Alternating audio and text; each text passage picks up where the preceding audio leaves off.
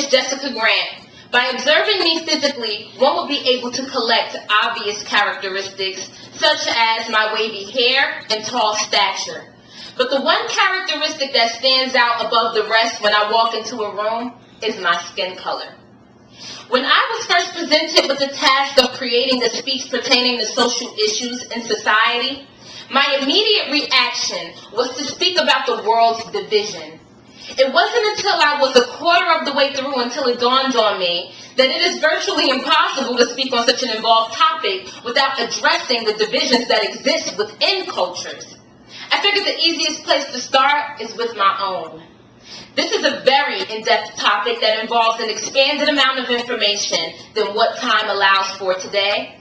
But within the next couple of minutes, I'm going to summarize some of the psychological issues that I've witnessed in African Americans, how it has divided us, and what we can do to restore our communities. A Roman statesman once said, "To be ignorant of what occurred before you were born is to remain always a child." This is one of the quotes that I value most in this world. Yet its meaning offers me a better understanding of the progress of African Americans, or the lack thereof. I often try to imagine what life must have been like prior to slavery as I observe the gifts, skills, and talents that I see in my people today. Our athletic abilities and the shapes of our bodies, the fullness of our lips and the kinky texture of our hair, our body's ability to catch the beat of music and process what we hear into rhythmic movements, our deep chocolate skin that varies in shades and absorbs sunlight and energy only shows that we are truly the keys to all colors. People tease our slang, but I think that it's unique, especially considering how the rest of the world mimics it. Only proves that we are trendsetters. Once upon a time, we must have been a powerful people. With our tribes and traditions, we must have been a strong, confident people, kings and queens, in fact. Virtually every culture have managed to keep their traditions intact, while the mystery of our ancestors remain hidden and unknown. We are forced to accept facts, and in most cases, lies about our history, which is the history that indirectly tells us that we have no historical relevance. The idea of freedom must have sounded great back in 1862. But I don't think that my ancestors were prepared for the challenges that lied ahead. After all, how does one survive and adapt to a land that has already been pre-established? A land that is not conducive to our former lifestyles and practices. Our intellect, conduct, and culture had to be remolded into predetermined categories in order to survive in this land. Anything that contradicts these social norms are considered uncivilized. We have been trying to adjust ever since. But this is a message to all African Americans attempting to adapt to this society. It is a losing battle, because in the end, we are what we are. But if we have a better understanding of our history, then perhaps we will finally be freed from the enslavement that still binds us to this day. After all, the Bible does state that the truth sets us free. This is the root problem to all psychological issues surrounding African Americans. It is what has made us feel insecure, inadequate, and what has stripped us of what makes us unique. Many African Americans have voiced their opinions on why it seems as though we struggle getting ahead in comparison to all other cultures.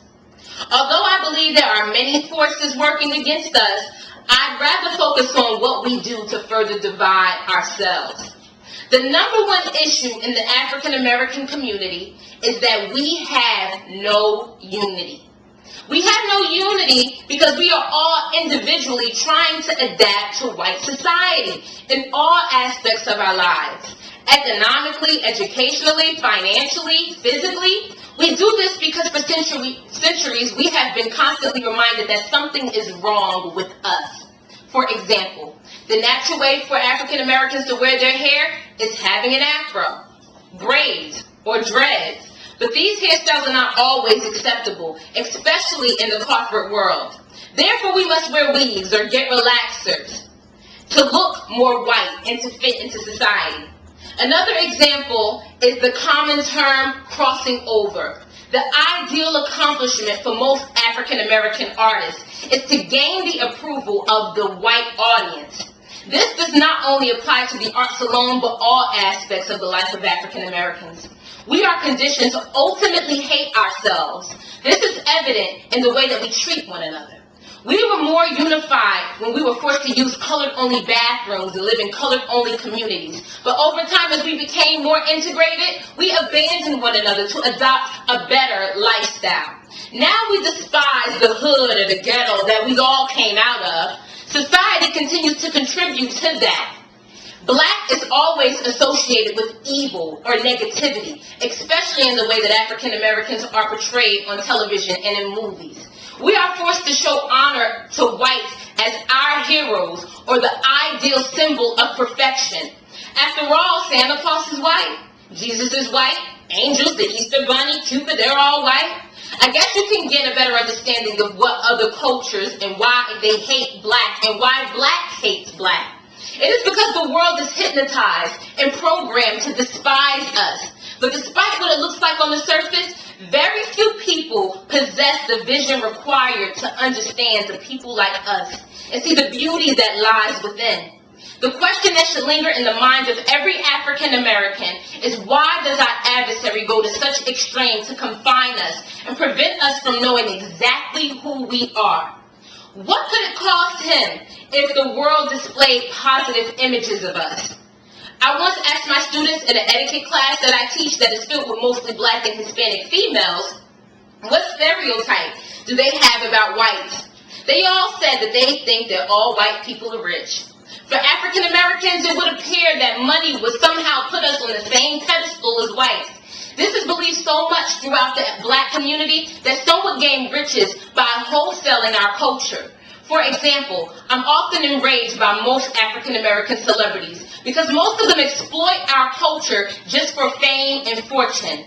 Like most rappers, for instance, they expose intimate details about what life is like living in urban communities and how they hate other black men and how they kill other black men while degrading black women in the process.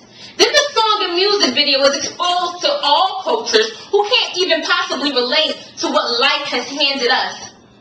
And consequently, it inspires the next generation of black males to mock and imitate what they see and hear. This is the perfect example of the world's hypnosis, which has a lot to do with why homicide is the number 4 killer of black men. And that's just one scenario. How do we save our children from this evil when they are constantly being encouraged to ruin their lives?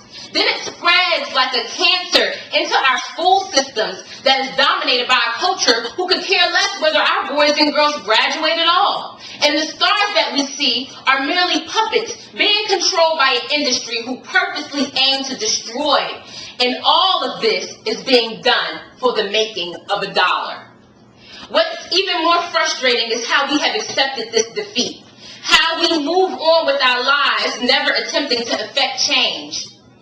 My passion is stemmed from my own personal experiences as an African American, as well as what I've witnessed with my own eyes.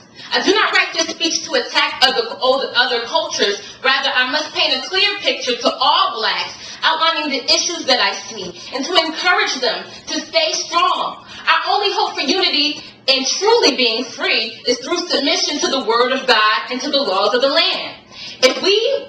We must remember that God tells us in Revelations that the demonic world system that oppresses not only African Americans, but all cultures will fall. But if we learn how to believe in God and study His Word, He will give us the eyes and the discernment to overcome our adversary in whatever form he may come.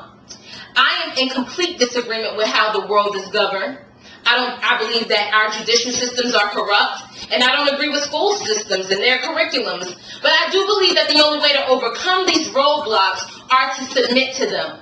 In other words, although I do not agree with school systems and their approach for educating African American children, in order to make a change, I must submit to school because it is a requirement, so that I may one day be put in the qualifying position to become an instructor, so that I may make a change, and so that the urban communities can see more African American teachers. That is what I mean by submitting to the laws of the land. We can use our obstacles and make them work for us instead of feeling defeated. Our ancestors made a way.